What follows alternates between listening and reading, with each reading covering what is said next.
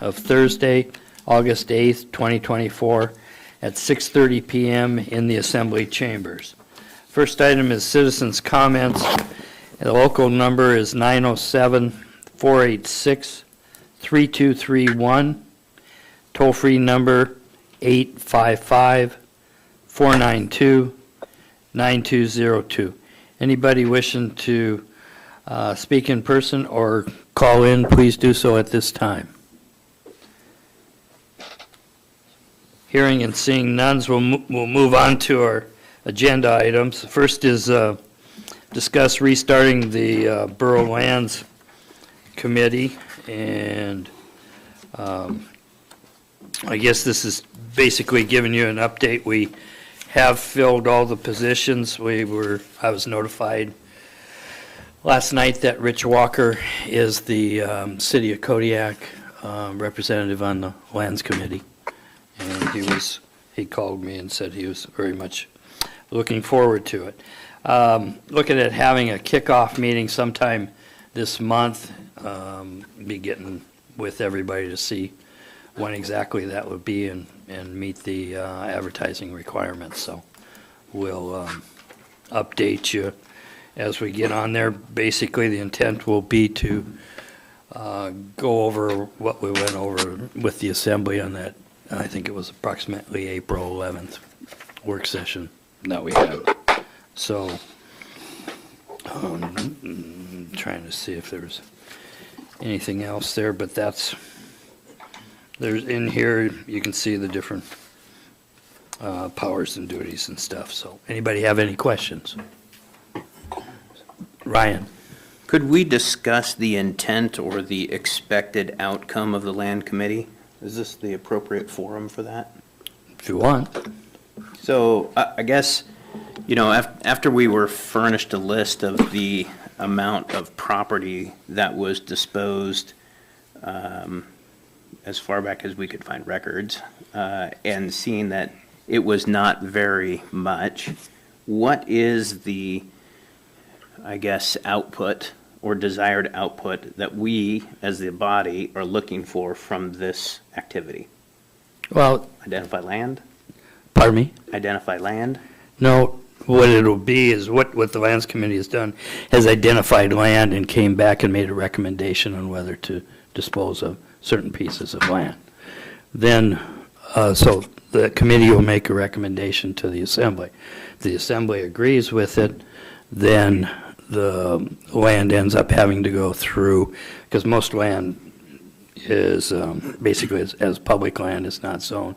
So you go through, is it surplus to the public need on there? In other words, to retain it. So if it is, we don't need to retain it, then we have to look at then going through the process of rezoning it and subdividing it. So first thing will be look at those pieces and make a recommendation. Before, approximately 5 years ago, and the other land sales did come out of that committee too, but approximately 6 years ago, there was a recommendation to sell land over by Dark Lake. There was also out at Kodiak, and the residents came out adamantly opposed to it, and the Assembly voted no on selling property in those locations. So it lies with the Assembly to decide. The committee will make a recommendation on there. It would be my intent to get land out there for sale, first one being next spring. And those particular lots would be where the road is already in and sewer and water is in the road.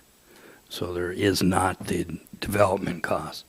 Then look at some of the Bells Flats area and the Kodiak area, and road will need to be built there before those subdivisions could go through, but it still has to go through the public. It is surplus to the public need, and go through the rezone process. And that rezone process, once again, also comes back to the Borough Assembly to make the decision on rezones. So there's several spots where the Borough Assembly is involved in it. And then for the actual sale, has to be voted on by the Assembly. Ryan? So with the appointment of the city official, I'm thinking back to the previous presentation that we had from Rural Cap, where they were essentially competing between city assets and borough assets to do their pilot project. What my, I guess, one of the desired outputs, whether or not it can happen or not, would be is to discuss city-owned property in there as well, if they have a city representative. Is that something that has historically been done? If not, could it be added? No, it has not historically been done, and no, it cannot be added. And the reason being is it's a borough committee dealing with borough land. It has the borough mayor, borough assembly members, planning and zoning. There's one commissioner from the borough, there's one commissioner from the city in that planning and zoning makeup. The city council representative is an ex officio, not a voting member on there. The 4 ex officios is 1, the representative of the city council, 2 is the Kodiak Borough staff representative, resource management. At this time, that'll be Amy. And then the community development director, which will be Chris French. And then the Coast Guard representative, which is Kirk Kelmbacher. I have not met him yet. He'll be on there. But those are the 4 ex officio. Any other? Yeah, Sure. I would love to be able to bring this up at a joint work session with the city to see if we can maximize this single committee and see if they would be willing to reshape the committee as well with their own assets in this. I don't want to discount it and try and keep our silos, our government silos. So I would love to see this at least discussed in a joint work session, see if there's mutual interest. If not, then proceed forward. And I guess what I'm hearing for the outputs is to identify property, which you just named 3 places, so it sounds like that's done, and prepare for sale for next spring. So it sounds like where and when are knocked out. So it sounds like you've got intimate knowledge on how, and it sounds like we already know why. So I guess what is the purpose of the committee if there's already self-driven interest and self-identified outcomes? Are we just looking for edification of these ideas, or? It's part of a process. There's no guaranteed outcome. The assembly will determine what that outcome is on there. As most committees, just like planning and zoning, makes recommendations to the assembly. So it's not a case of being a pre-gone conclusion. These were the ideas, and there'll be other ideas that come up. Amy, you had a comment. Thank you, Mr. Mayor. I think the process allows for public input. So if we have the Lands Committee open to the community, and then they have a chance to come into planning and zoning, and they have a chance to come to assembly meetings, there's multiple touch points where community members in the affected areas get to have their say on whether or not that land gets sold or not. So I think it's a healthy part of transparency to have the committee meet. Paul? Thank you, and I think it'd be good too to, as soon as possible, when we're discussing certain areas to develop, whether or not the borough is going to intend to do some of the development and sell individual lots or sell tracts of land. I think a lot of people, including myself, do not want to see a large chunk of land get disposed or auctioned off to someone who's just going to sit on it for 2 decades. So if we intend to develop lots or go in that direction, I think we need to communicate that early, so people in the community want to start saving money to be able to bid and keep money and keep these lots local. I think as soon as we can get that information out, the better. My priority is still going to be land disposal for residential development to shore up the workforce needs here. I'm currently, Chiniac's not on my radar. That's not going to fit that need. That's more of a retirement community or perhaps tourism.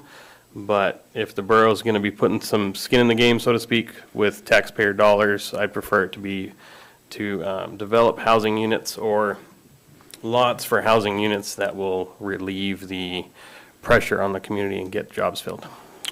You'd be surprised how many people have approached me about residential lots to build a house on, and they work in town. It is not just I'll call it retirement community out there. Ryan? Thanks. So I wrote that down as an output, how to dispose of property with or without development. I think that's a very valid point. I'm wondering if the rest of the assembly has other expected outputs from the committee so that we can identify them now in this work session so that as recommendations move forward, they know what we're looking for. So with or without development that's a great start. Where, obviously, how to dispose of them. So if anybody else has inputs, I think Let us now, know. this is in discussion, I think this is a great idea. Yeah, basically, my thought is that we need to get individual lots out there, not tracts for sale. That's where where we can get the land in people's hands and they can develop it in the way that they want to. James, did you have your hand up? On there. So, Amy. Thank you, Mr. Mayor. In code, and it's in your packet, it's page 2 of 3 of the code that is included on this one. It does have a powers and duties. So I think we should look at that and evaluate if that's really what you want. And it sounds like those are pretty much in line with what you've discussed so far. So I think that's a important feedback to the committee to make sure that they know that those are in there. Thank you. Any further discussion? Thank you. Next item is the administrative official position discussion. Let's see. Amy, do I want to put this with you first and then go to Ryan, or what's your? I'm happy to introduce it. This is something that we've talked about over the last few months, and it's an ordinance that was brought up by Assemblymember Sherritt to address the administrative official. And in addition to what's in the packet, Nova handed out an email from Ryan to reference as well. Okay, and at this time, Ryan, I'll turn it over to you. Thank you, Mr. Mayor. Yeah, this was an attempt for resolving ambiguity in terms, definitions, make sure that we understand what is truly being asked and what is expected. So we've had several different drafts come before the assembly. The last draft was produced by or reviewed by our attorney with draft 3. I've taken that draft and basically agreed with everything until sections 2.45.100. What line? Starting at 98, Starting at line 97. 181. That's why I asked. Go ahead, Ryan. Yeah, so starting at line 181, 2.45.100, administrative official duties. I asked the clerk to print off my proposed language within this to try and simplify this. So I'll read it for the record. So 2.45.100, administrative official duties. The designated administrative official shall oversee the management of the borough's administrative affairs, ensuring the continuity of policies and procedures enacted by the borough manager. The administrative official, or AO, shall have only those powers necessary to deal with borough administration affairs until the manager's return. The AO will not have the authority to hire or terminate any employee while acting on a temporary duty. The AO will not have the authority to enter into any contracts or agreements not already dated before the manager's departure. Line 2.45.110, this is the administrative official compensation. I went back and forth with this one several times. This is the cleanest that I can make it, but I am absolutely open for alternative alternative advice here. I'm really looking at Jared, and he's not looking back at me. Really awkward. The designated administrative official shall receive increased compensation for the time assigned as the administrative official, not more than the manager's leave. Increased compensation shall be a 10% above salary prorated for the AO duties. And then I've listed an example below that I would also like to include so that the example or illustration of this can be easily extrapolated so that there's no ambiguity as referenced by the borough attorney, who said that the previous language was also unclear. Okay. Discussion. I think it looks good. I think we'd make those changes in here and then look at bringing this forward for introduction. Oh, Jared, there you are. So,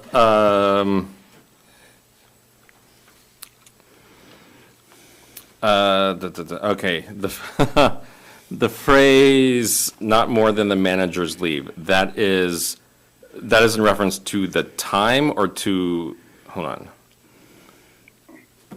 Shall receive increased compensation during manager's leave.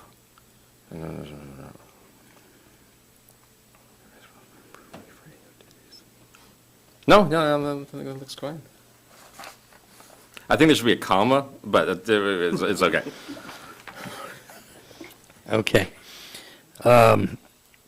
Any further discussion on this part or any other part? Bo? I'm going to tap into my wordsmithing skills here, which are not great, but just for continuity, first sentence on the one we received, the printout. The recommendation. Yep, Borough Administrative Affairs on line 1 there for 2.45-100. Borough's Administrative Affairs, and then line 3, excuse me, deal with Borough Administration Affairs. We should change administration to administrative just for continuity.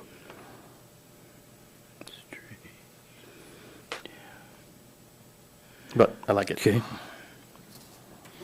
Any other discussion on any other parts of the ordinance? Okay, hearing none, we'll move this forward to, for introduction. Yes. Okay. Next item we have is the packet review. We have public hearing on ordinance number FY 25-4, an ordinance of the Assembly of the Kodiak Island Borough amending Kodiak Island Borough Code Title II Administration and Personnel, Chapter 2.40 Records Management, Section 2.40.150 and 2.40.160 to allow exemptions for the disposal of records that have administrative value. And at this time, I guess I would request a staff report from Nova. Thank you, Mr. Mayor. This has been advanced to public hearing from the last regular meeting. So the existing disposal procedures outlined in the Borough Code and the records retention schedule do not currently include provisions for the manager or department directors to retain records beyond their designated retention periods.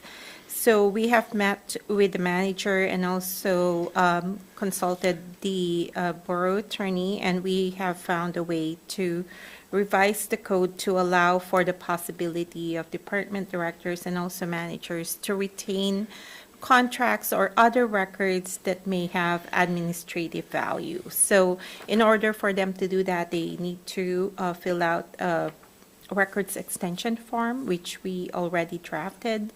So as soon as this ordinance pass, then we'll distribute those forms, and then they can, department directors can start filling out those forms, and we can start pulling records that are up for destruction and retain those longer.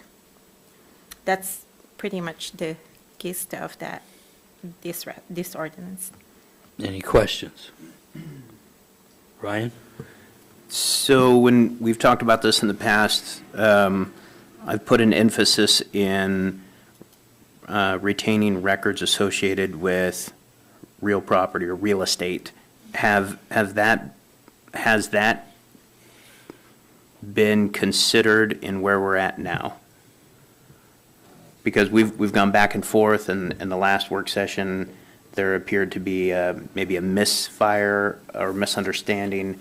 So then we talked about intent. So I just want to make sure that Correct. whatever the policy is, or as we're moving it forward, that we've got a record retention specifically for real estate. Correct. So Lena and I discussed it after that meeting because there seemed to be a little confusion on the type of series that we were amending at the last meeting.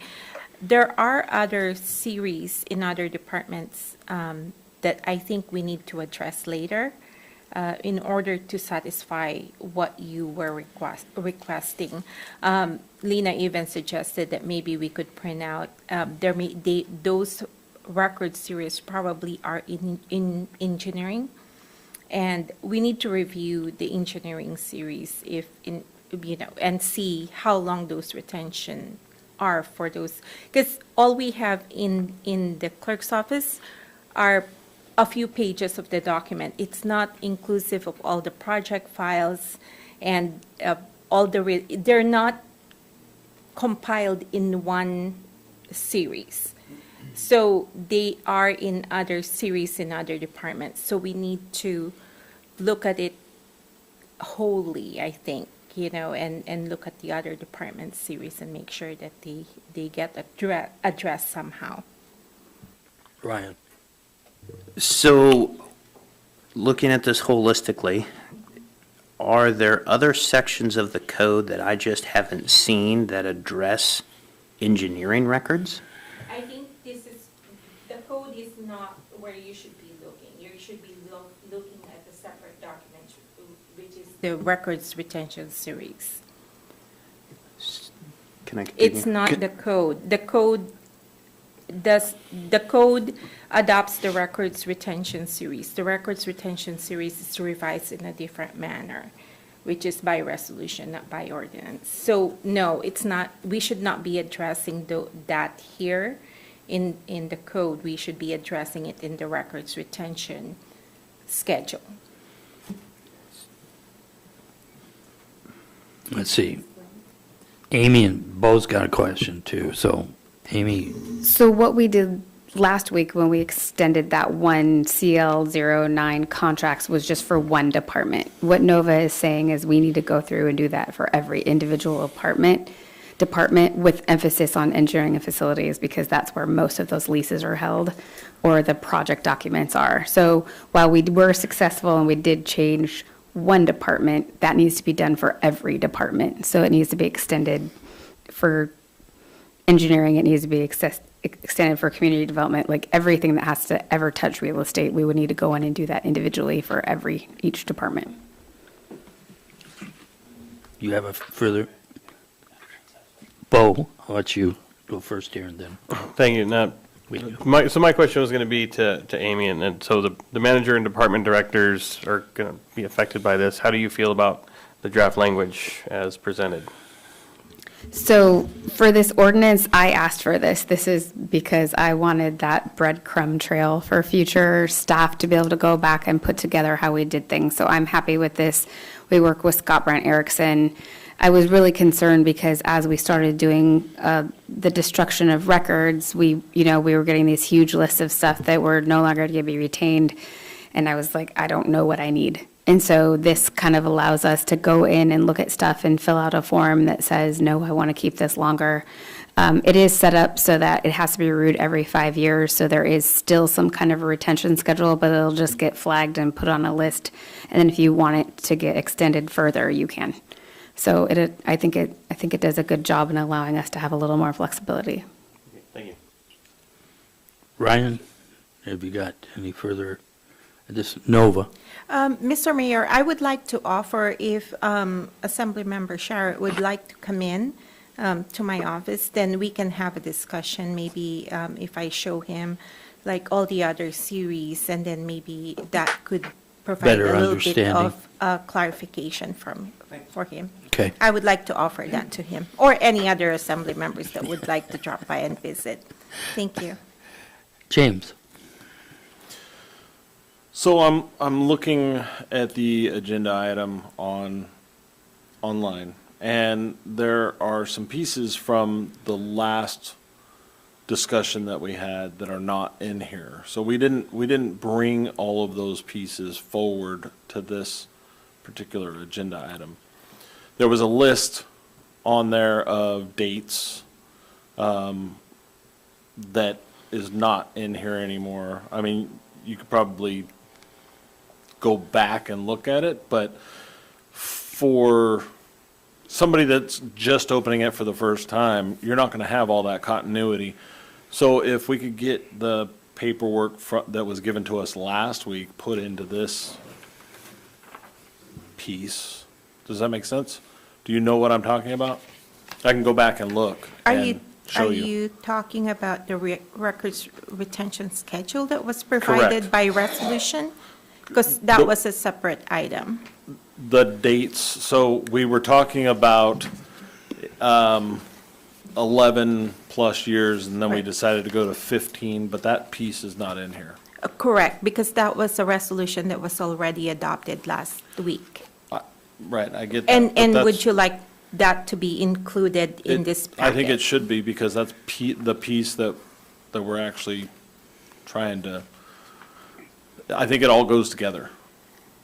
I can definitely add it as a reference to this item if you would like it added. That's not a problem. Only if somebody else has the same, okay. It does.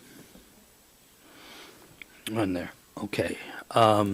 Any other questions or discussion at this time? Okay, we'll move on to the next, it's under contracts, it's contract number FY 2022-40B, amendment number 2 to contract number FY 2022-40, Borough Clerk Employment Agreement. And Scott Smiley, I think if we want to keep fairness in mind with all of our employees, if we have given the union people a raise and the non-union people a raise, we still have to account for both the manager and the clerk. are contracted. Yeah, our contracted people. So these two ones would do that. And the proposal is this 2% increase, the Yes. same as the others, so, Just contract amendments for the borough clerk's contract employment agreement and the borough manager's employment agreement. yeah. The one currently, right now, we're looking at is the borough clerks. And Yes. then we'll move on to the manager. Ryan, you had your hand up? Yeah, I'm going to be the unpopular one here tonight. So I don't agree with these, and I kind of want to elaborate on that for just a little while. So the role of the manager and the role of the clerk are, in my opinion, executive leadership. Executive leadership sets an example. They're held to a different standard. We ask more of them. We start them at a higher base salary or compensation value because of the things we're asking of them. And there's typically a definitive line between an executive salary and staff salary. So I understand the purpose of this in trying to be fair, and I don't want to underplay the value that the positions bring to the assembly or into the borough as whole. However, I look at these and we have the power as the assembly to modify employment agreements when they do extraordinary activities. We have the ability to reward. We have the ability to modify within 60 days of written notice either one of the employment agreements if we feel that compensation adjustment needs to be made. I don't agree that because staff received a 2% increase that, and I'll just say, I know we're talking about one, but I'm going to just say universally that either of these should receive an agreement. I'm sorry, that either of these should receive an increase. We're at a top tier executive compensation level as it stands right now. And I just have a problem with this. And I understand that it's 2%, but we do have escalation clauses in both employment agreements. I can call those out if you guys need to. However, upon successful reviews and different milestones based on durations of employment, there are compensation adjustments already. So I do not support this, only for the fact that I want to maintain the integrity between executive leadership and staff. So, thank you. Thank you. Bo?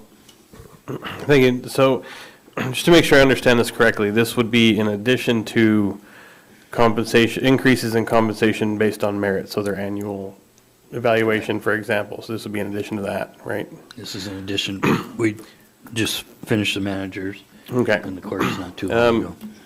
I agree with Mr. Sherritt on this one. There is a difference between executive level positions, which I consider to be the directors and above, and their compensation versus staff that are mentioned in these collective agreements.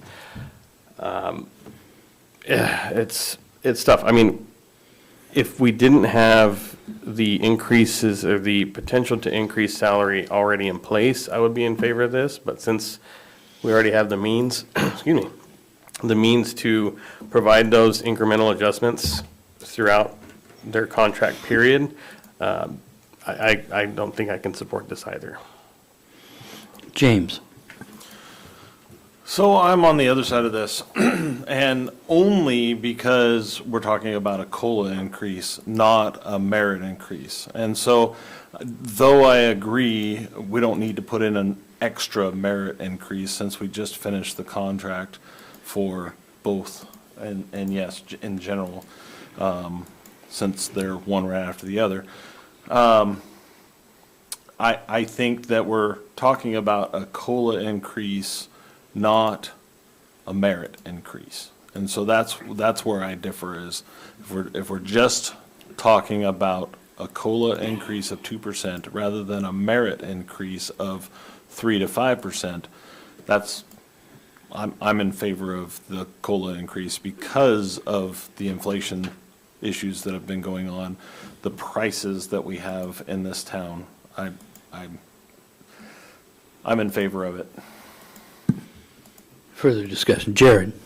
I'm in favor of it also. I'm a labor guy. So I think COLAs make sense at all levels. I don't think I don't see how it blurs the lines between supervisors and those that they work with. So COLA makes sense for everybody at all levels, and I think this is a fair and right thing that we can do. Okay. Bo? Yeah, and I hear what folks are saying too, and so I understand the point. Where I'm confused is why is this coming into play now, and why wasn't this mentioned previously? I mean, I'm just curious about the timing. I agree things are more expensive. I'm not trying to, I guess, push back against this for the sake of just doing it, but it's confusing to me as to the timing and why it's happening now. If someone could just walk me through how we got to this becoming this amendment coming before us. Scott? You- It Nova? was already directed before I got to it. I know. I sign anything. In 2023, there was an amendment to my contract, which is contract number FY 2022-40, Amendment 1. It was presented to the Assembly, and it was approved by the Assembly. And the intent of that change was that for me to be able to get the COLA increase that's given to the employees. However, the way it was worded incorrectly. And this came out of the executive session because I asked the Assembly back that you were not on the Assembly. But this is an agreement that I had with previous Assembly members. And the intent of this change was for me to get the COLA increase that is going to be given to all employees. I negotiated that with the Assembly. However, I have to admit it was my mistake, and I didn't run it by the Borough attorney. That I thought when I worded it, it accomplished what we discussed, and it did not. That's why it's being brought back. So the way that it was done, it was incorrectly done, and we're trying to capture it and correct it by doing it this way. So that's the behind the story type of deal. Go ahead. With this. Thank you. That helps me a lot, and thanks for that explanation, or thanks to that explanation, I will support this. If this is something that was already agreed upon and it was just an error in how the language was drafted, then I will support this. Thank you for the explanation. Ryan? Here I am again. So I still do not support this, even with that explanation, and I apologize. This is not a dig on you at all. However, we're in the precision information business. What we need to generate at this level and with this type of executive role is precise information. And I'm not saying that I disagree with you. However, I wasn't here during that time. I can't speak to that time, nor can I speak to the intent. However, when we put in a recommendation, I even have more of a problem with it now that this wasn't actually originated by Mr. Smiley. I have a fundamental issue with that. And I would urge all of us to just think about that for just a second. Secondarily, we reference throughout this Amendment 2 of cost of living adjustments. If we're going to reference cost of living adjustments, I am a data-driven individual.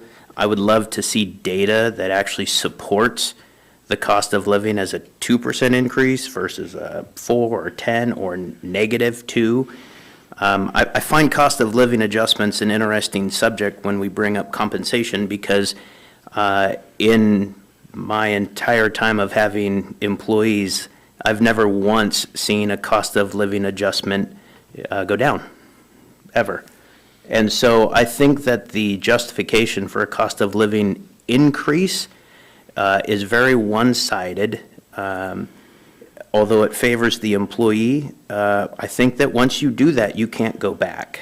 And it sets a slippery slope that next year, maybe we have hyperinflation. We've set a precedence to then increase beyond our means for another cost of living adjustment. And I can't fundamentally get behind that. So unfortunately, I still do not support this recommendation. Thank you. Further discussion on this one. We have the second one now, which is the contract FY 2023-43A, amendment number 1 to contract 43, Borough Manager Employment Agreement. Scott? give you the, I'm not sure why my name is on this, aside from the fact that I agree with the concept. okay. Ryan, discussion. Ditto, everything that was said on the last one to this one, same things apply. This is not individualistic to any employee. This is a fundamental flaw with the process that the borough is choosing to move forward with compensation increase masked as a COLA benefit. Thanks. Jared, I just don't understand how this is flawed. Scott, I think cost of living increases are well accepted in employment, and they do extend across to senior staff as well as, or leadership, if you want to define it that way, as well as staff. I think that the facts for that are generally published by governments, usually the federal government and the state government, if we're talking about Kodiak. I don't find it offensive to the borough to have such a policy. I think everybody agrees that living in Kodiak is an exercise in trying to deal with cost of living increases. We're on an island in the middle of the North Pacific with one boat every week or so, and things are expensive here, and they keep getting more expensive. I find no problem with trying to adjust for that with our personnel. I think it's one more thing that we can do to try to keep them happy, and I'm all in favor of it. Bo? Thank you, and just to make sure I'm clear, this is similar scenario where this was agreed upon before I was. No, this okay, is- So this is, This is the agreement To with mirror- the union This is Okay. parallel with the clerk. okay. and the union contract. Yeah, I was going to give you a chance here, just to, are you done, Bo? Amy?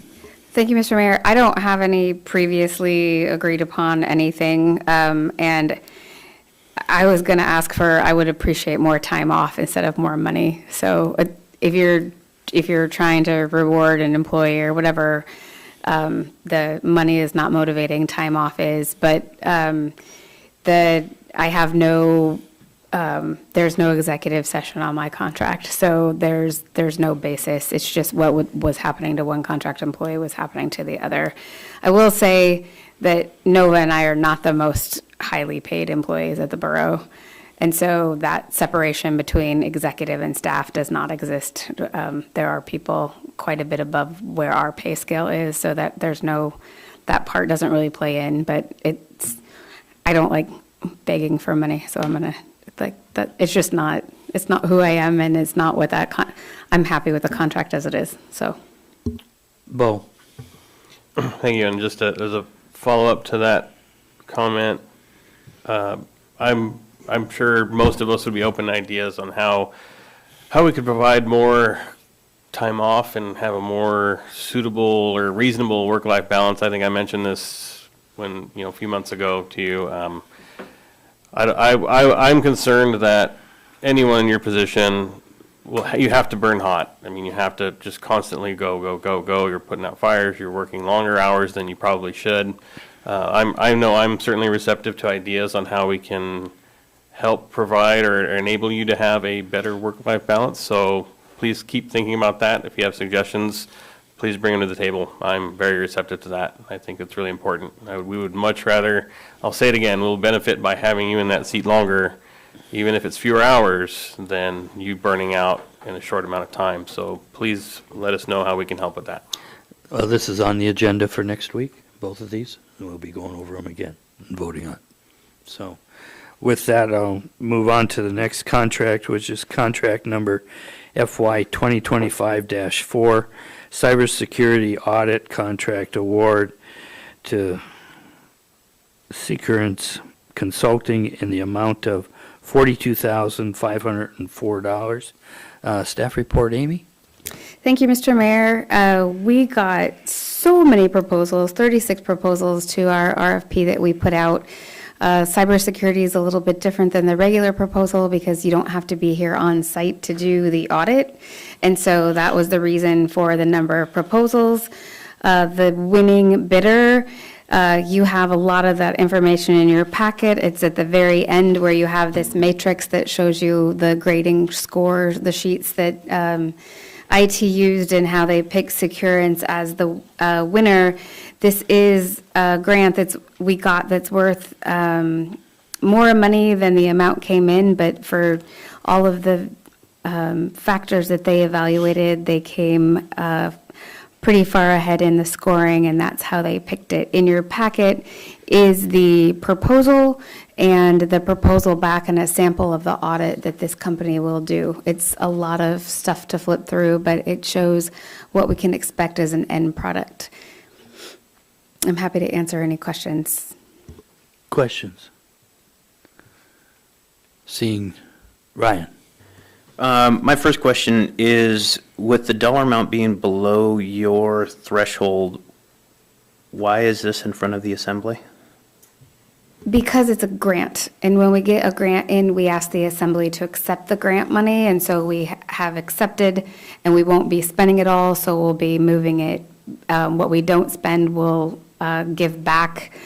So I think it's just cleaner when the assembly knows what we're doing, and that's been in the IT manager's report for quite some time that we're going through all of these proposals, and so it's a transparency thing. You're right, I absolutely could have signed it and sent it off on our own, but I just think it's an important thing that we're doing, so now you get to hear about it. Yeah, I agree, and thank you. Ryan, you got a follow-up? Yeah, and I appreciate that explanation as well. Just point blank, do you expect there to be either scope creep or value increase to exceed the manager's spending authority or maximize that $55,000 grant? I don't expect it to change at all. They've done several, they've done 2 Alaska ones with Kenai and the Matsu Valley. So I think they know exactly what to expect from the distance, and it looks like they're a pretty well-oiled machine, so I expect it to stay really close. Thank you. Any other questions or discussion? Seeing none, move on to the next contract number, FY 2025-13, Sergeant Creek Part Equipment Installation with AIM Maintenance in the amount of $52,000. Staff report, Amy? Thank you, Mr. Mayor. In June of 2023, the borough was awarded the reappropriation of funds from the Anton Larson Dot Grant to the repair and placement of playground equipment at Sergeant Creek. We have purchased equipment in the amount of $94,590.10, and with the funds remaining, we are now looking to get that equipment installed. The E&F department published an invitation to bid, both on the borough website and in the Kodiak Daily Mirror, and we only had one bidder come back, and that was AIM Maintenance. And so we have signed an intent to award to AIM Maintenance for that amount. And in your packet, there is actually a lot more, and I didn't realize that Dave wanted it all in there, so that this section was like 358 pages long because it listed like bolt 123C needs to go to washer 45F, and I mean, it was like all the detailed specs. I think Dave might reference that later. I took it out just because I didn't think you needed to see all the installation instructions. So if we need that, Dave has some of that information printed out if we do need to see it, but that's my fault that that's not all in there. When Noah went to go print out the packet for the mayor, it was like 700 and some pages, so we were like, oh, we can take that out. So if we do need that information, it is available, and we can absolutely send it to you electronically or include it in the packet for next week. And then Dave is here. Dave, do you have details you want to give on that, or just answer questions? Okay. Okay, Ryan? I promise I'm not in a bad mood tonight. I promise. No, I promise I'm not. I just have lots of questions, procedural mostly. So, all right. So this is number one, I totally support this project. Let me just get that out of the way right now. But this is a 2-phased project, and my understanding, so the borough went out for bid or solicited proposals for the equipment separate than the installation. And that was, as I understand it, a new way of procurement. But I'm just trying to figure out why we separated it, because I see that there could be a potential gap, and then I've got some follow-on questions.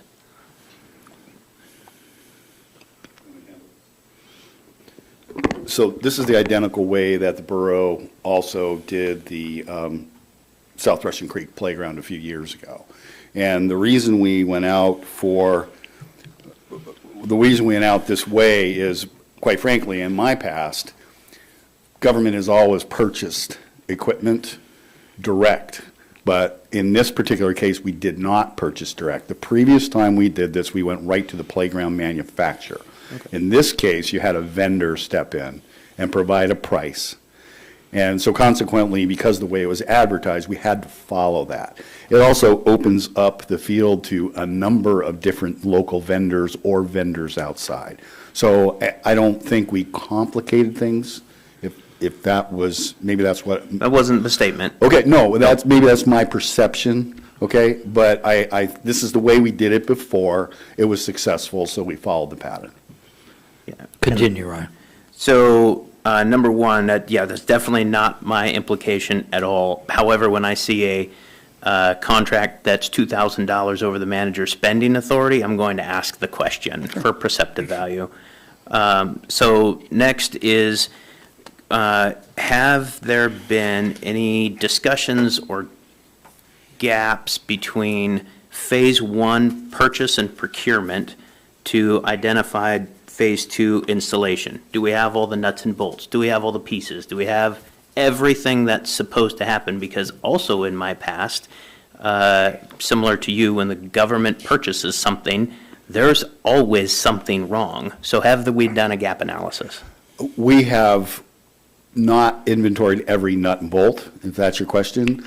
I would say that this was the best playground delivery I have ever seen in all of the years that I have done this, and I've did multiples on the base. These guys have their act together. I wish I could do an exclusive to buy strictly from this playground manufacturer. Perfect. That is all the questions that I have, and I appreciate the explanation. I promise I'm not combative. I'm just asking the information. Thanks. Further discussion or questions of staff at this time? Seeing none, we'll move on. Next is ordinance for introduction, ordinance number FY 25-5, an ordinance of the Assembly of the Kodiak Island Borough rezoning Kodiak Town Site Block 8, Lot 3, Kodiak Town Site Block 8, Lot 4, and Kodiak Town Site Block 8, Lot 3A. Common addresses is 211 Mill Bay Road and 215 Mill Bay Road and 206 Kashaveroff Avenue. And rezone is from R3 multifamily residential district to B business. And staff report, Amy. Thank you, Mr. Mayor. Planning and Zoning Commission met at a regular meeting on July 17th and unanimously recommended approval of this case for a rezone of the site that you just read. Our Community Development Director, Chris French, is here tonight to tell us about the details of that rezoning.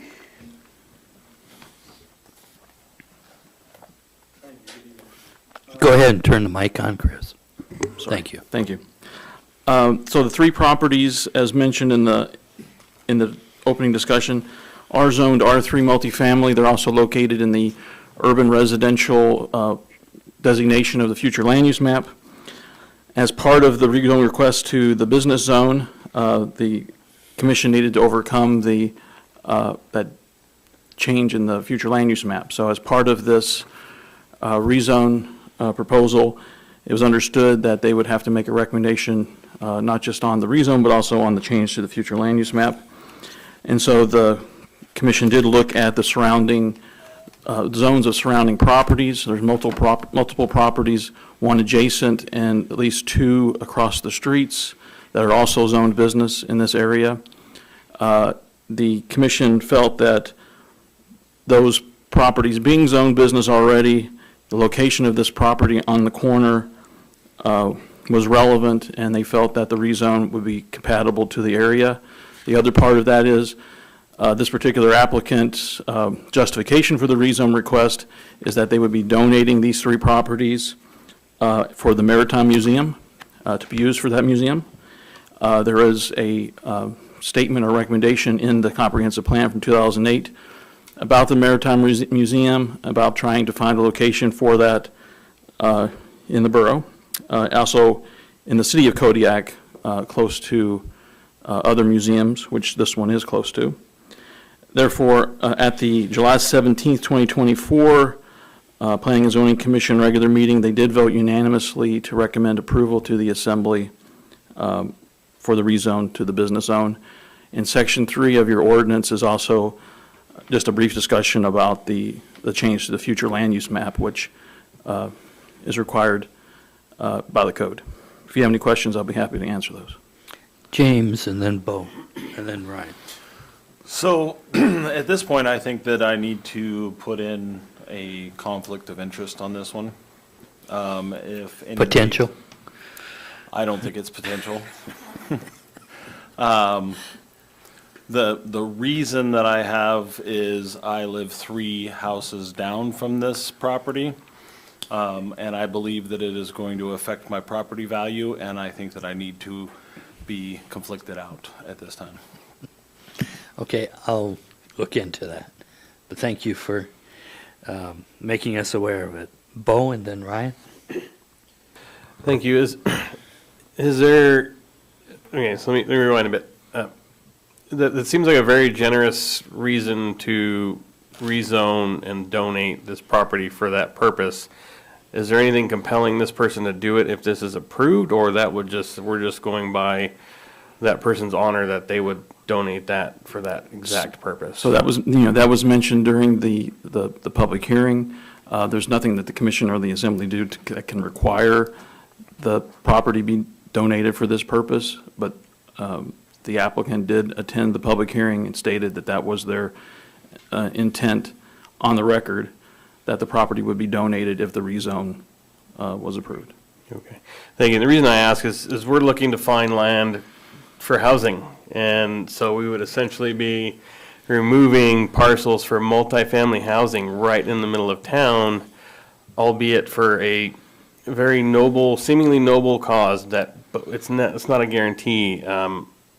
I'm gonna have to think on this one a lot, but I'm leaning towards not supporting this because this is one of the things that we're looking to do that's gonna take years potentially, and we're looking at wiping out multifamily lots, again, for a very potentially noble reason, but I currently can't support it for that reason. Ryan? Maybe I'm not the mean one tonight. So my question is real simple, and I'm going to ask if you can recall, during the commission's meeting, were all members of the commission present? You said it was a unanimous vote. I just want to make sure that everyone's voice on the commission was accounted for. I can look into that for you. I'm not positive that all of them are there. I know we had at least 5 there at the meeting. There may have been a 6th member missing. Of course, our 7th member had not been at that time appointed yet. So there would have been only 6 commission members at the time. Okay, can I continue? Go ahead. So, I feel that as an assembly, when we have a commission doing a job, when we make a statement that it's unanimous, unless there are valid points, like Mr. Whiteside brings up, we should do the best job that we can to back our assembly, but I just want to make sure that unanimous represents entirety. So if you could just let me know that. Sure. That would be fantastic. I can do that, and I will also present that at the public, at the introduction as well. Great, thank you very much. You're welcome. Scott? You have to canvass the people around to see if this change in zoning is going to affect them, or if they care if it affects them or not. But if you're changing residential to a business, that could potentially affect the value of the properties adjacent to it that are residential, as we just heard about. What kind of feedback did you get from the populace? So we did send, several notices out for this particular rezone request as required by the code. We did not have anybody attend the meeting, either the work session or the regular public hearing meeting, in opposition. We did have folks from the Maritime Museum in support of that, and of course the applicant, but again, we had no one in opposition at the public hearing. Thank you. Also for next week, could you, you know, when you say we sent out several notices, it's usually quite a bit more than several. Correct. Would you Yep. get the number of how many notices we send out? Yeah, the number is in the packet of information, but I can give you the direct number as well. Okay. Jared? When you are considering rezoning lots for business, to what extent do you consider parking? How does that fit into this decision?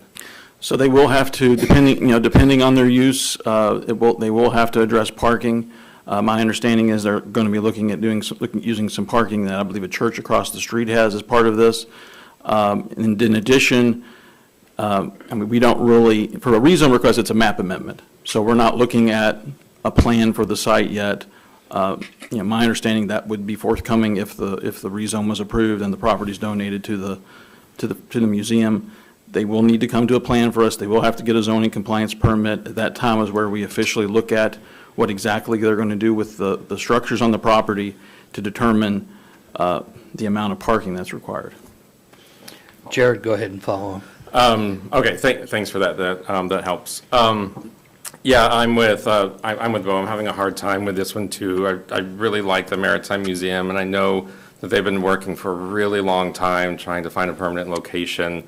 And when something like this comes along, as a nonprofit, I mean, gosh, it's hard to say no.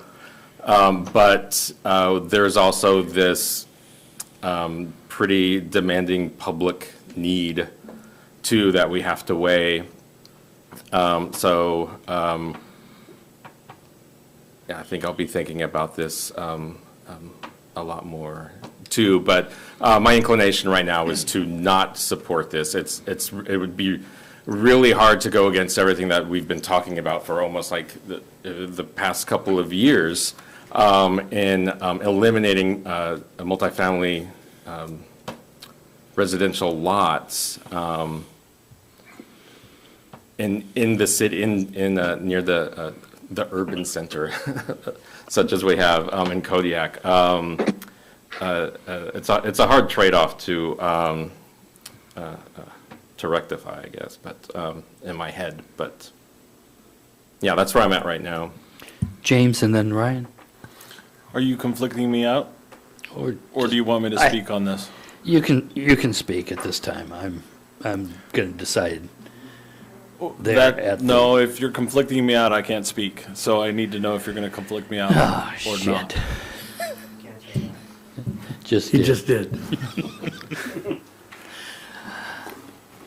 Just helping you out.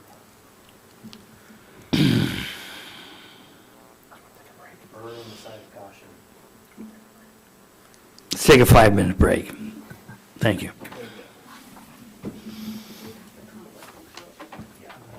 What's that?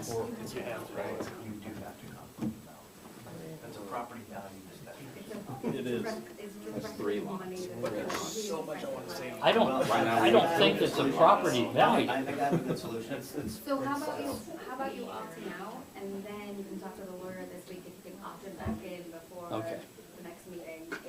I think I have a really good solution for Which- this. Oh, no, what? Not for his conflict, but for the what-if scenario. I mean, I've done. I have some one or things two I want to say transactions. about both of your discussion. I'm just gonna walk out at this point, just so that I don't start talking. Okay. Okay, so this is a serious question. Would it be, I suppose it would be, I'm not gonna ask, never mind. I think that you. Yeah. Oh, you Wait, You should ask. I think Jared and Bo have really, really valid points. Well, on part of it, but there's some matter of facts that, no, it is not as valid as it sounds on the surface. That's part of what. Yeah, okay, I will ask since we're on a break. If if Ms. Turner's found to be in conflict. Yeah, If I thank you, can Nova. interrupt, you have 3 assembly members here right now, and there's a potential that the mayor will break the tie. Next week. You can. Okay, all right. So we can talk about it once we get back, reconvene.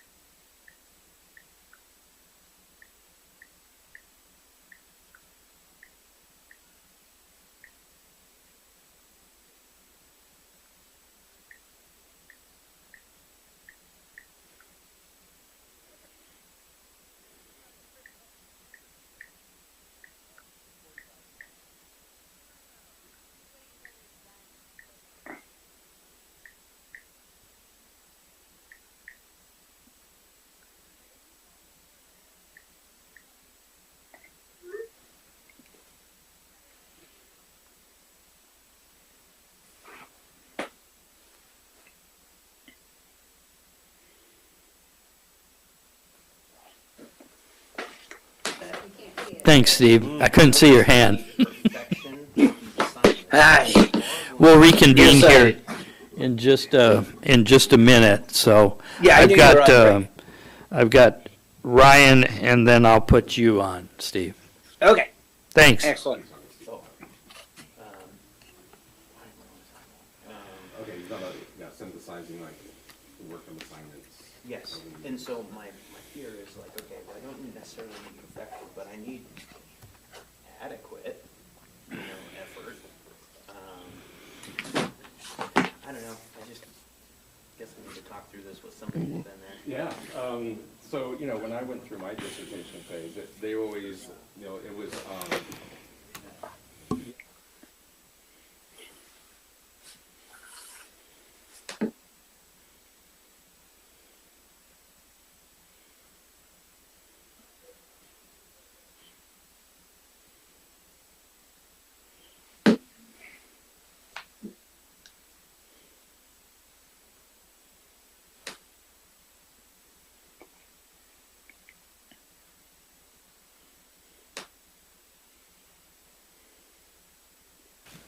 Okay, we'll go ahead and reconvene the work session here. At this time, I'll go ahead and rule that James potentially does have a conflict, and we will confer with the attorney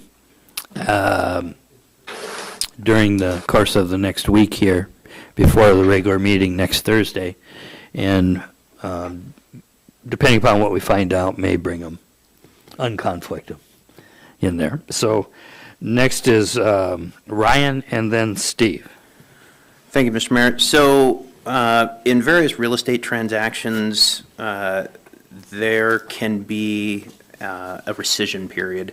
So what I'm asking, if you can look into, Mr. French, is since there's no guarantee that the land would be conveyed upon rezoning, since there's no guarantee that the community development will grant variances, they will, parking variance, whatever there is. What I'm wondering is that if the landowner would be willing to sign a reconveyance that at any point in time, the Maritime Museum fails through any of the process, it would be reconveyed back to the R3 original zoning and be utilized for, that purposes again. Are you looking at a time frame on that? Well, it should be time-driven. I don't know what that duration is, and I would look for advice from you or even conversation with the landowner and the museum, get your stakeholders involved. But I personally, after the questions that have been asked and the discussions, I would love to see a rescission warranty in this so that should the initiative fail, we don't have a business zone lot taken away out of the residential roles. And so you would be, we can't add conditions to a rezone request. The borough doesn't have special limitations ability in their ordinance. That is something that staff is looking into at future amendments to the code. I'd have to check with the borough attorney as well. Are you saying this is something they would just agree to or something that would be required by the assembly? Well, I would start with to see if they will agree to it. Okay. And if they don't agree to it, then I think that changes the tone of the discussion from what I'm hearing tonight. Okay.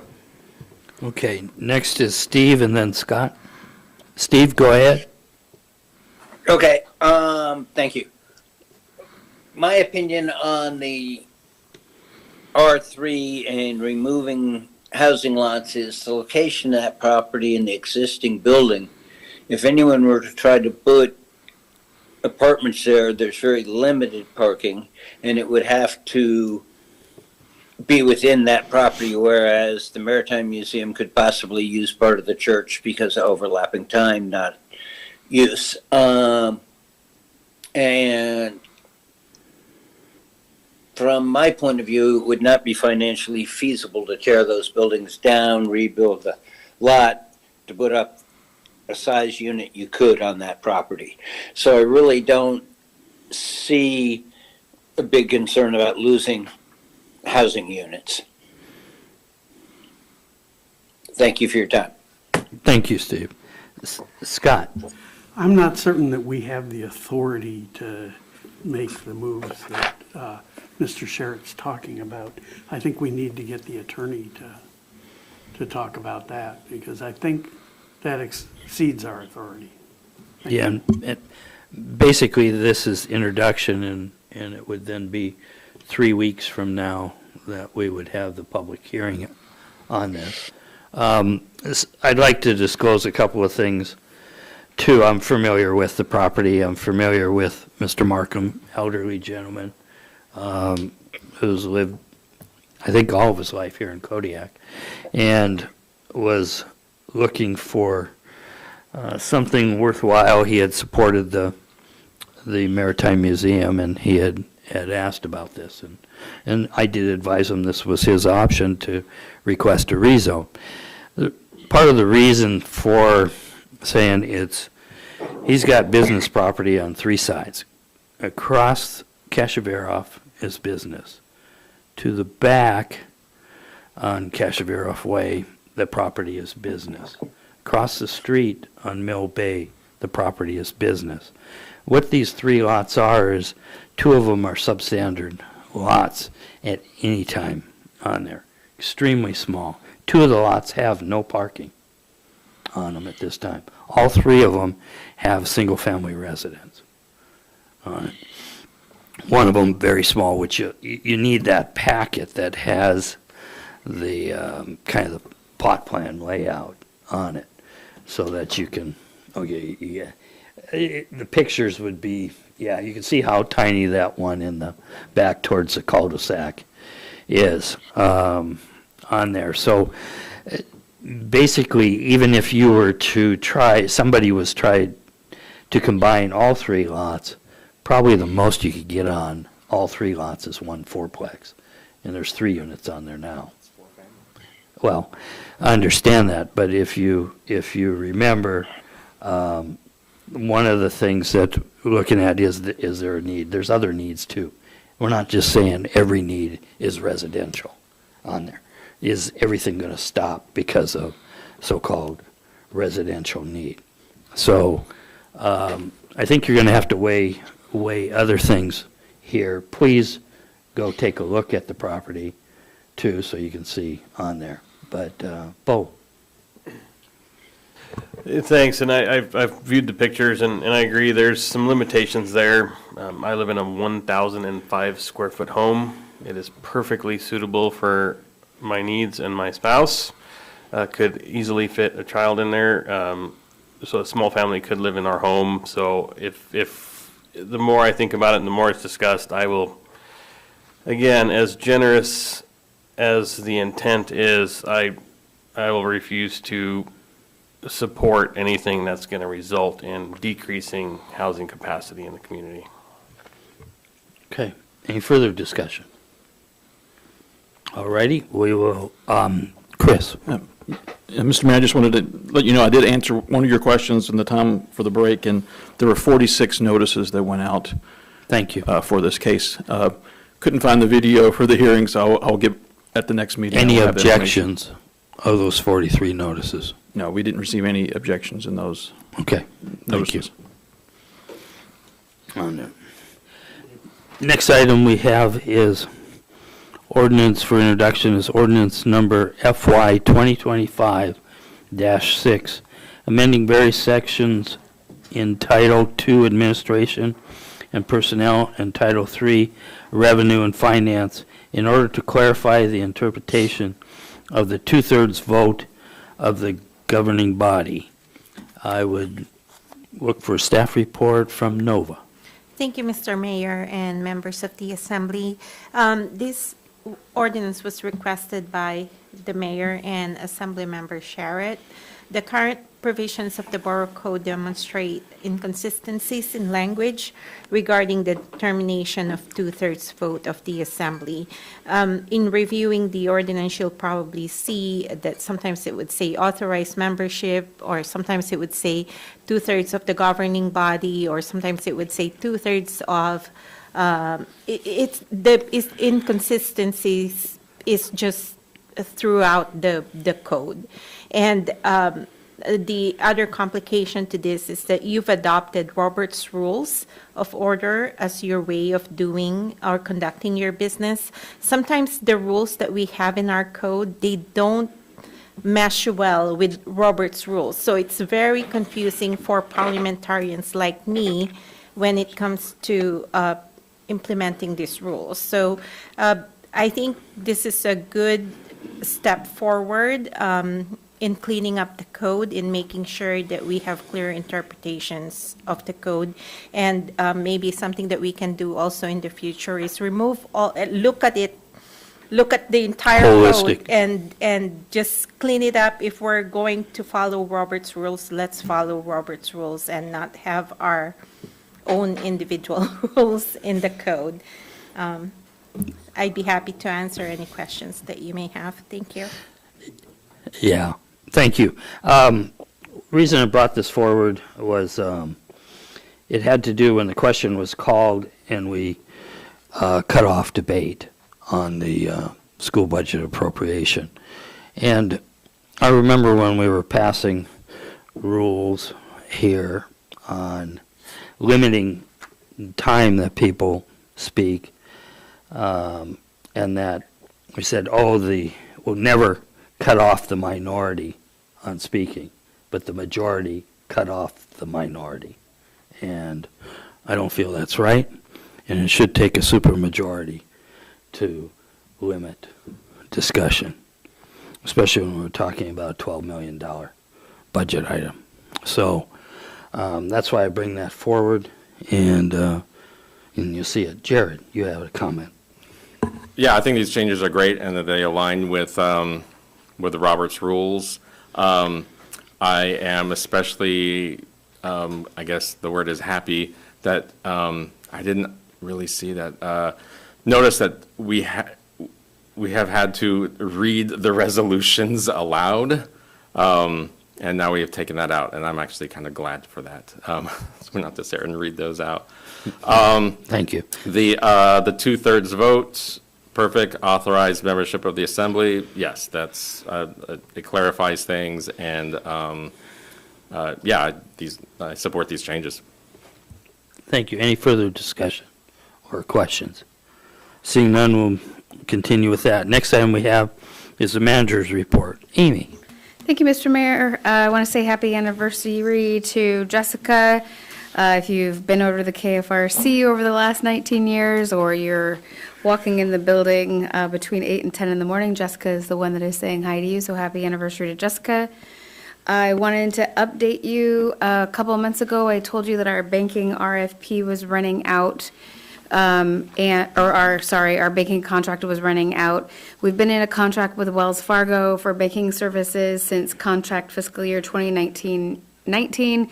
Over that time, since 2019, we've paid $74 in 2021 and $9 in 2022, and then nothing in 2023 and nothing in 2024 as far as banking fees. The contract initially expired on June 30th of 2022 and had 2 one-year extensions, making the final expiration of the contract, including its extensions, on June 30th. We are putting out a new RFP in September with a contract date beginning July 1st, 2025. Since we're outside of our prior contract term, we're subject to the bank's current general service rates.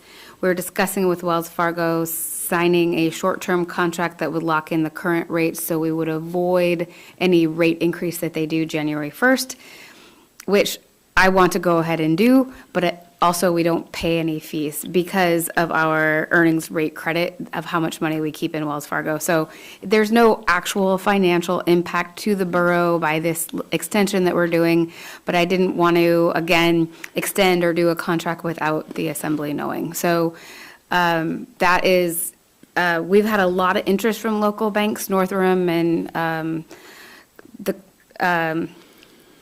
I'm not thinking of all the bank names. I've talked to First them all. National. Thank you. Yes, have been here and walked through and told us that they want our business and told us what they're pre-RFPing their services.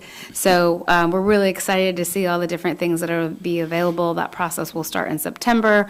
We hope to have it awarded before the holidays. The Tyler transition is supposed to be done in June 2025, so we're going to be switching banking services, getting ready for that, and converting to Tyler at the same time. So that's going to be an interesting thing, but DOR doesn't expect too many changes, even if the bank changes. So we're prepping for that. So I just wanted to let you know that that was going on. This week, because of all of the rain, we had kind of a pre-emergency operations center meeting. The city of Kodiak came down, fire chief came down and invited me to participate in their emergency operations meetings. Last time we had rainfall like that is when we had those landslides on Hillside. And so I'm just very thankful to Chief Dorner for inviting the borough back into the fold of emergencies. And even though I don't technically have a role in those meetings, it's nice to be able to talk about the flooding in Bell's Flats and the potential of that. And because of those discussions, when you look at your iPhone weather and it is raining a lot, you will see specific information about the flooding in coastal areas, and it's specifically in Bell's Flat. So happy that's happening. Dave and I met with members of the Anchorage-based Providence staff. Dale Ron was down this afternoon about the air handler project. We're getting ready to, we're supposed to be very close to the 65% design. That's their number one priority right now. As soon as that gets to the borough, we'll ask the Architectural Review Board to get together and review that. 65% is where we're expecting most of the questions to come out.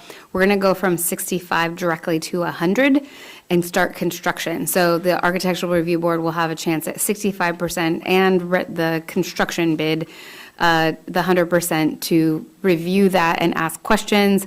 Because that's their number one priority, that's something that the Joint Commission has been watching to make sure that they have enough airflow, and it's necessary for them to pass their next inspection.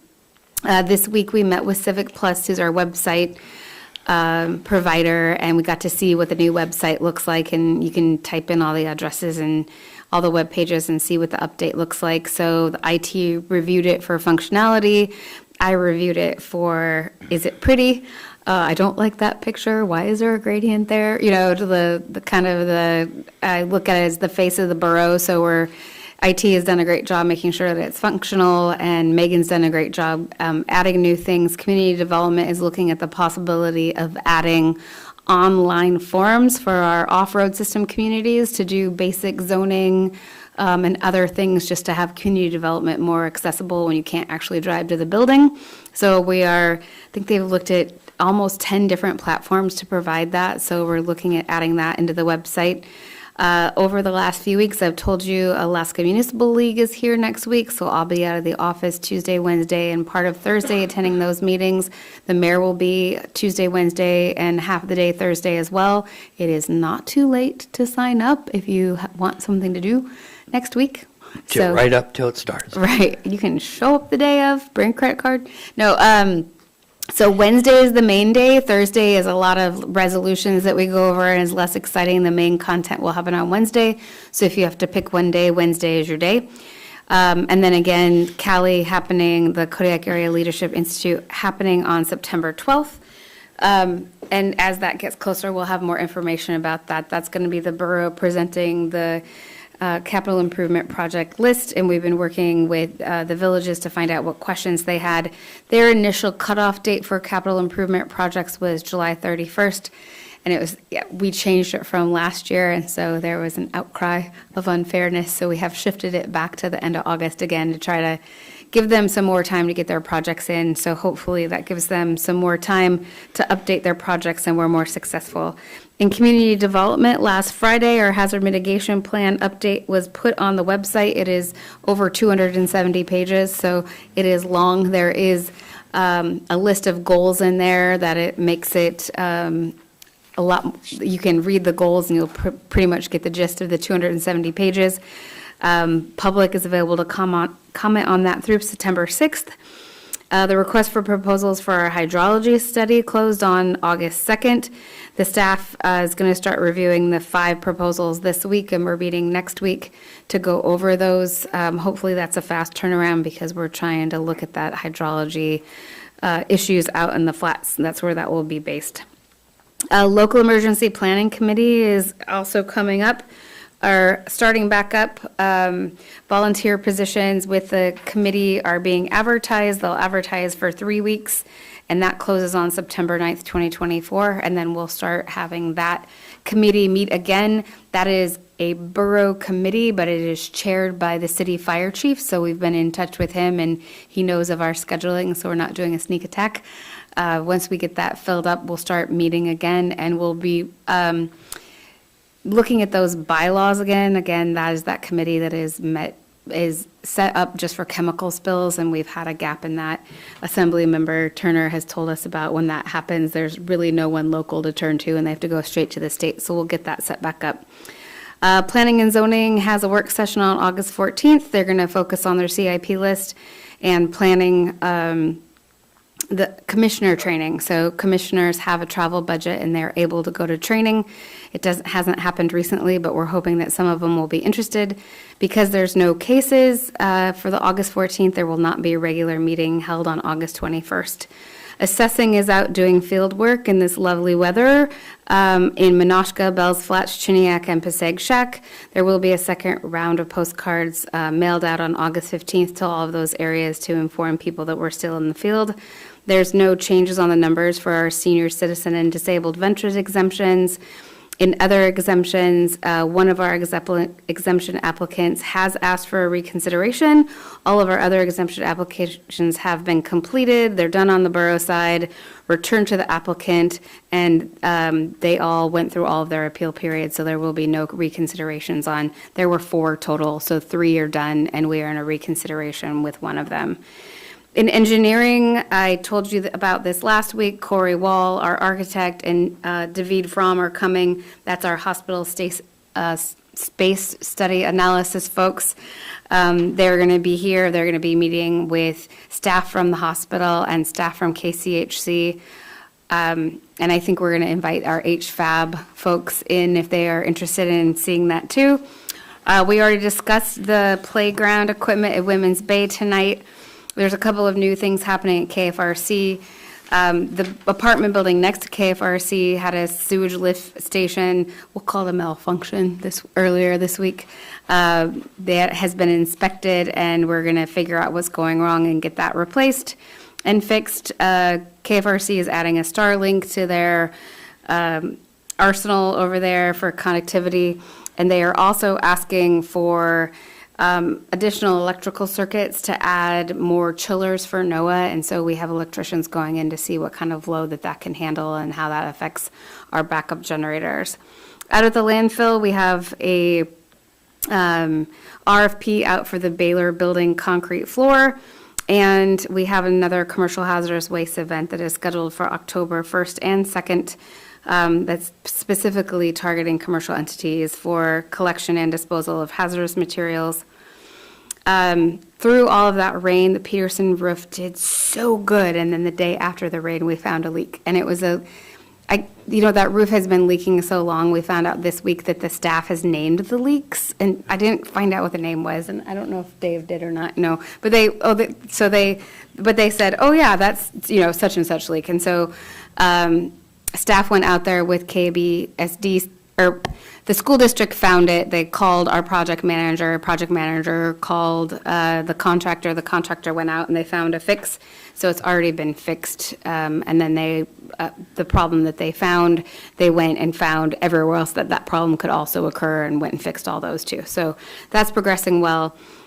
We are still waiting for some materials to get here to finish that project. I was up on the roof last week and it is just, it's beautiful.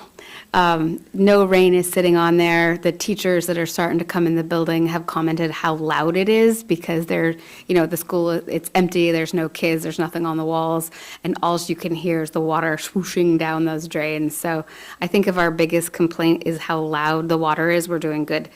And we have started, the school district and the contractors have started up all the interior cleaning. We have several ceiling tiles that need replaced, and everything that's getting damaged is getting taken care of. In finance, you should have received your 2024 tax bill. If you did not get one, please call the finance department. For those who are paying outside of their mortgage, the first payment is due August 15th. If you are making a single payment or you miss the August 15th date, the total due has to be paid by October 15th to avoid penalties and interest. I've already told you about Tyler is looking to go live June 25th, 2025. We'll be running parallel systems with our current tax software and Tyler so that we have a way to make it through the end of the fiscal year and start of the new year to make sure that we're not stuck with one system. We're still looking for a general accountant. In IT, we've already talked about the security audit. We're working on a new email retention policy. I heard this horror story from Providence that they went into their email one day and everything that was older than 2 years was just magically gone and everyone went, ah! So we're working on informing or making the policy and then doing a better job communicating to people so they know that they need to save what's necessary out of there before that happens. And assembly laptops are next. So if you're waiting on an assembly laptop, your refreshes are being done right now, so you should be seeing those very soon. They're much lighter than what you have right now, so that's fun. Ryan? Thank you, Mr. Mayor. A couple questions real quick. As we're looking at the banking contract services, I think now would be an appropriate time to at least have a work session topic in regarding to the entire financial package, whether it be banking, investments. Is that something that we could, or that you would feel comfortable working towards? Oh, if I filed a request for a work session, would that be something you're comfortable working towards? Absolutely. I've already talked to the finance director because we've had previous conversations, and we've tried for years and had the conversation about moving investments out of the job description of the finance director. Huge proponent of that. Her workload is very large, and so I think that that's a lot to have her on her shoulders because she's not only doing ours, she's doing the school districts as well, and so I don't think everyone probably has that understanding. So she has been briefed. So it's not really in line with just the banking services because that's our day-to-day deposits and our cash flow. more than anything else, but I think we do need to have a completely separate item on investments and how we want to, our investment strategies. Okay, we got several hands, so we got Bo, Scott, then Jared. Thank you. I just noticed, under the leachate treatment plant, an offer has been made for the operator training position, pending applicant finding housing prior to acceptance. Okay, Scott. Was that a question, sir, or just more That of a was a statement? Simply a statement. In the development of the new website, I think it would be a great thing to have a section about land sales, what's happening with the lands committee, all of that kind of thing, so that the structure is there when we eventually get to the point of having lands for sale. That's a great idea. I will check and see what's there currently, and then if it's not there, we can always add that. Okay, thank you. Jared. With the East Elementary parking lot, I think it was mentioned you're gonna dig or excavate a little bit more, that sinkhole. Did you learn anything? Yeah, they're full of logs. It is, oh, okay. So that was in the report last week. I think when they dug that up, they found that there are all kinds of logs and just a lot of space and air under there, so it was causing settling. It is, and I think the asphalt plant is running, so it's probably going to be patched pretty. Hey, it was patched today. Yeah, I did witness it. Dave asked me to come out. So basically what it looks like is from the excavation originally of the school, stumps and logs and debris were pushed off into the gully there. And it looks like it was covered with 18 inches to 12 inches of rock, and then probably another 3 to 4 inches of D1 before it was paved over. And as you look at, pardon me? Nope, never had an asphalt plant. Done a lot of other things. But it explains when you see all of the patching that's taken place on the parking lot, why that is on there after that. So it's not to say there won't be more. So anyway, Ryan. Thank you. So I wasn't done asking all my questions, so I'll just condense them quickly since we're eager. So I had a question. Do we know what the warranty on the roof at Peterson Elementary is? 20 years. And that's a local supported warranty, correct? Dave, could you come up to the microphone, please, so it's on the record? Currently, the local support will be 1 year guarantee, and then the warranty goes to a requirement for certified installer for that specific company. So as long as you have a local vendor that remains at Johns Manville, then that company here in town can do the warranty work as long as they maintain their training. So for instance, the roof on the high school is Carlisle. There are no local Carlisle certified repairs. So you have to go, right now, we go to Rainproof currently as the state of Alaska Carlisle warranty rep for that building. Any further comments, Ryan? Yeah, so the last question I'll condense out. So as we are facility owners, and we're talking about East Elementary, which was also one of my questions in here, I think that it's apparent that we need to see a liabilities list.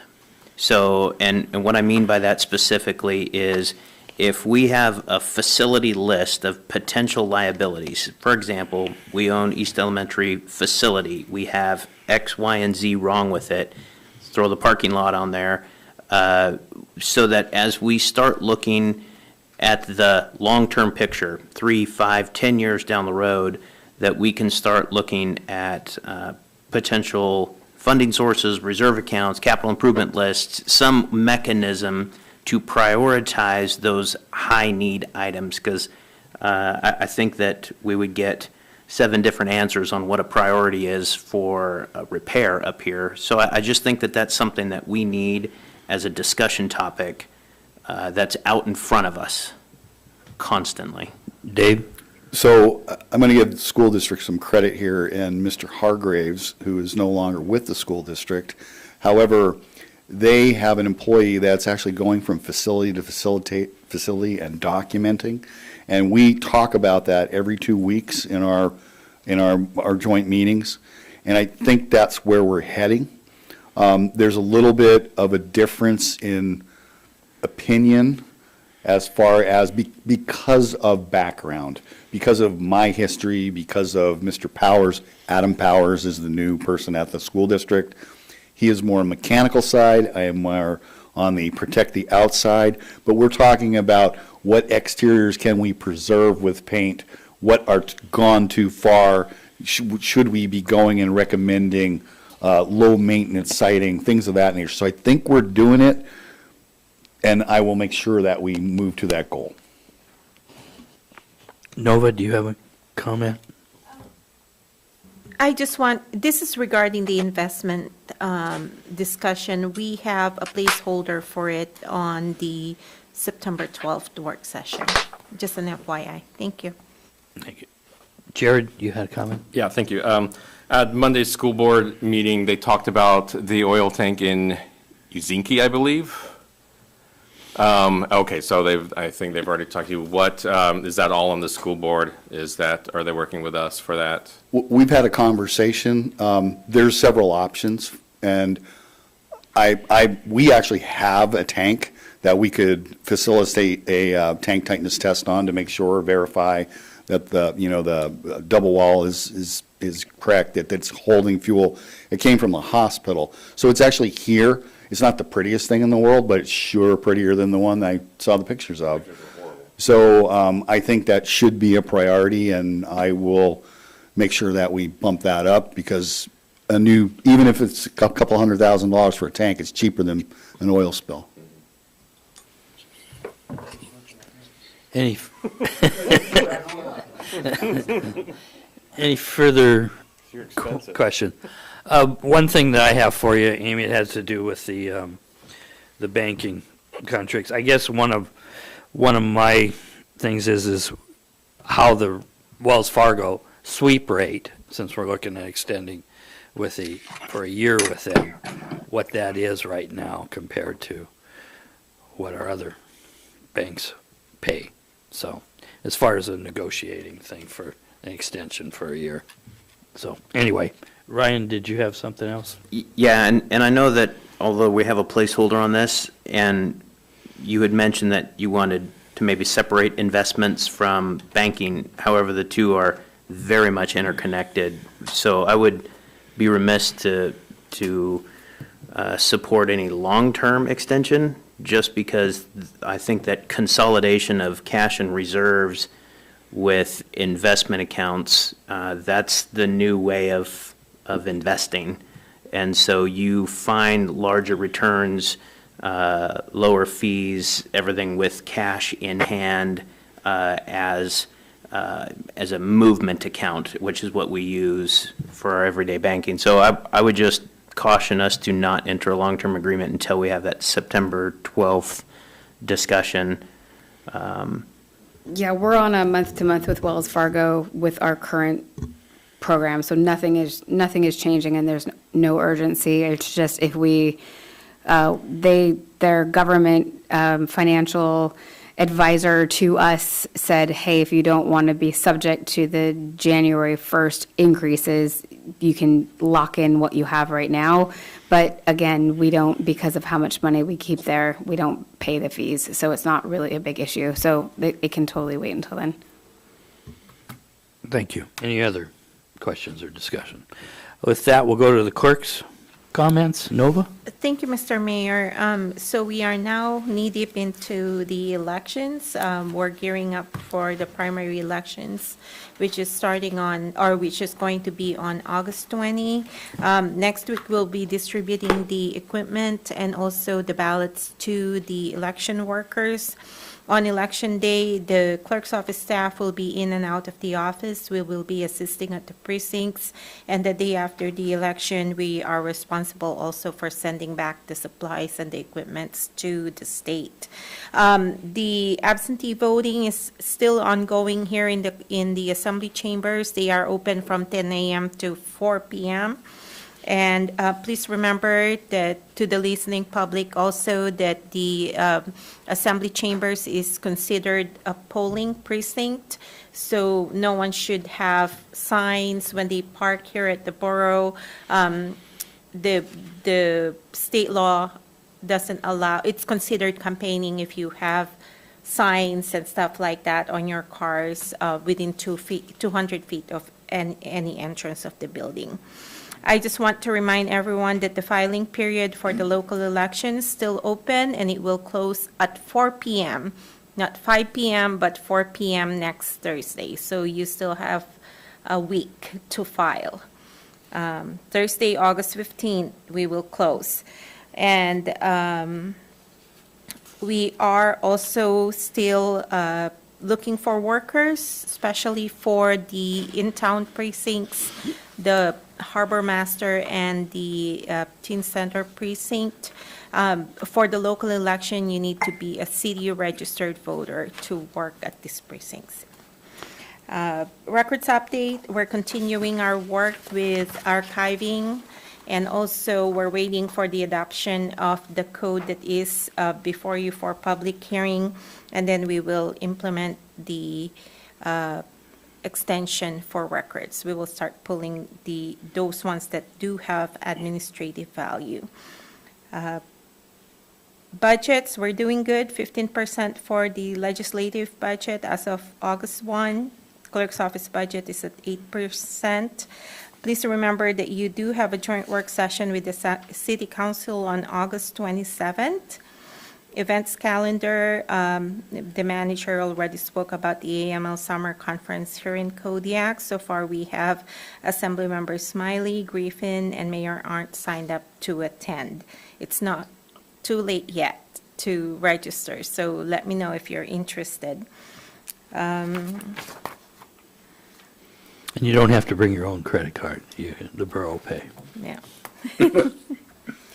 So we did process quite a few records requests the past week. Those are all completed. And what else do I have here?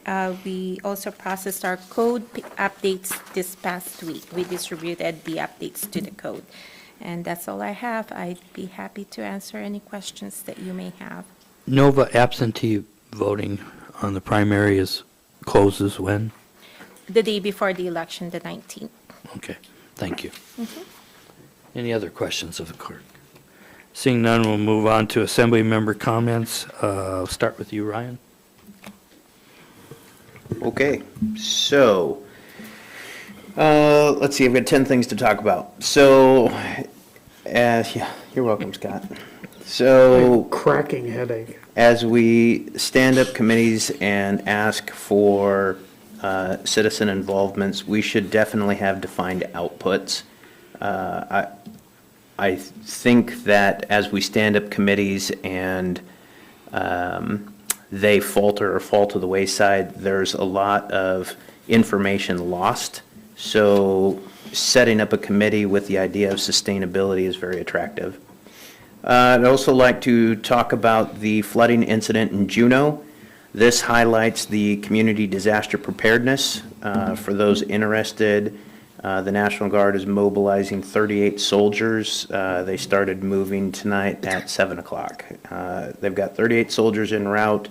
Over 100 homes were impacted and displaced families. There's no dollar magnitude estimate yet. It has been disaster declaration declared, but this does highlight that community preparedness is such a critical component, and disaster can strike at any time. With that also being said, we're currently working on a slew of oil spills in this community, and I'd like to encourage the public to inspect their oil tanks, inspect their feed and return lines, and inspect their connections. There is an overabundance of homemade connections that are just failing, and vapor intrusion into all 7 homes with displaced families in a couple of them, and as we've discussed, finding new places to live are very difficult. So please inspect your home heating oil tank. I still am interested in hearing about a long-term plan for project management office. I'm still very interested in discussing the pool and the larger project stemmed from the discoveries that we found. And it also highlights the need for multi-government use agreements to be updated and solidified. I'm also interested in the service district contract updates. So I know that we've kind of danced around that. I think that we need to get those out and discussed, as well as the former mental health building, which I'm yet to see on the agenda. We talked about the gap assessment on properties, and last, I am still interested in disposal of the hospital building. Since I'm the Grinch today, we're just going to throw that out as well. That's all the comments I have. Thank you. Thank you. Scott? No comments. Bo? Nothing to add, thank you. Jared? Thank you. Just a couple of things. I too have talked to several people from Kodiak over the past few days, and one, they're very concerned with the school and the condition of the school facilities out there. But the people that I have talked to have no interest in wanting to increase the number of residences out there. Many of them prefer to keep it small, so I will just kind of throw that counter narrative out there too. But I'm sure that will come up later when we get Again. to that. So Yeah. I'm not going to belabor it. Speaking of elections, so we are planning candidate forums that are coming up actually pretty soon. The local candidate forum will be in here on September 9th. And that's for the local borough and city and school elections.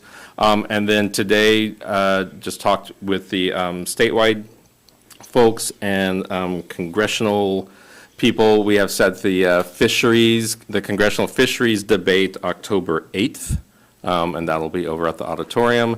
Rhonda McBride, who's great, is going to be moderating. So, so just keep an eye out for those.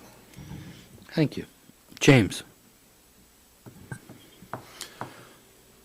The only thing I have is I will be putting my name in the ring for this coming election. Hopefully, anybody that does not agree with my stance will put their name in the ring as well to run against me. Thank you. Next item is mayor's comments. I have no further comments tonight. Hey,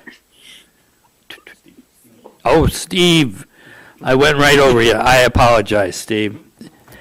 You have the floor. okay, I the wrote it lands down. committee, I would highly stress that it should be sold as lots.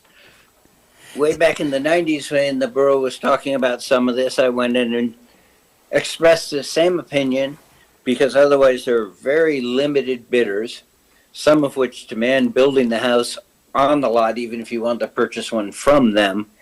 And that greatly concerns me. At that time, I was handed a packet and said, there are seats in the assembly, please run. But that was years ago. But I still have that opinion that by selling large tracts, you greatly limit the ability for people to bid on it. It's going to boil down to one of 3 companies, probably, unless something from out of town does it. The other thing I'd like to do is thank the clerk's office for putting up with me and helping me with Zoom meetings. This one's gone wonderful. No fault of theirs. Some of them have had communication problems, but this one's been wonderful. And that's it. Thank you, Steve. And I apologize once again. And I have no further comments there. Vince, calendar, August 13th through 15th of this year, 2024, is the summer legislative conference for Alaska Municipal League. And then December 19th through 13th, 2024 is the annual local government, once again, Alaska Municipal League Conference, and that'll be in Anchorage. And with that, we'll adjourn the work session at 8:24. Thank you for attending. Good night.